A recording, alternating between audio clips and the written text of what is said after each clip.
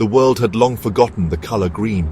Concrete towers stretched into the sky, and the air was thick with dust and despair. Forests were legends, trees were myths, and nature was nothing more than a page in history books. Humanity had traded its forests for factories, its rivers for roads, and its future for fleeting progress. But there was one tree left. Hidden deep within a forgotten valley, surrounded by lifeless earth, stood the last tree, a lone survivor of humanity's greed. No one knew how it had endured, but its twisted branches reached for the sky like an old storyteller whispering forgotten tales. Then one day, a young girl named Asha found it. She had only seen trees in old, faded photographs.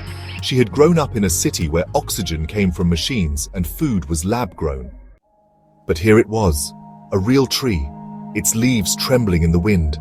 She placed her hand on its rough bark and felt something she had never felt before: life. Asha knew she had to protect it. The government had long abandoned nature, but the corporations hadn't. News of the last tree spread like wildfire. Scientists wanted to study it, companies wanted to sell it, and the rich wanted to own it. But Asha wasn't going to let them. Armed with nothing but her determination, she gathered others, people who still believed the earth could be saved. Together they stood guard, fighting off those who sought to cut it down.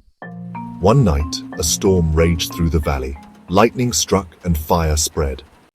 Asha and her companions tried everything, but in the end, the last tree burned.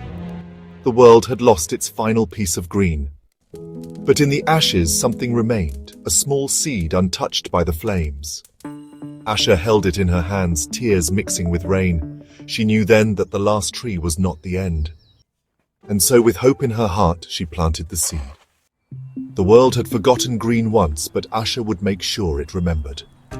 Nature is not just a resource, it is life itself. When greed and neglect strip the world of its greenery, hope and determination must plant the seeds of renewal. Even in the darkest times, a single act of care can bring life back to the earth.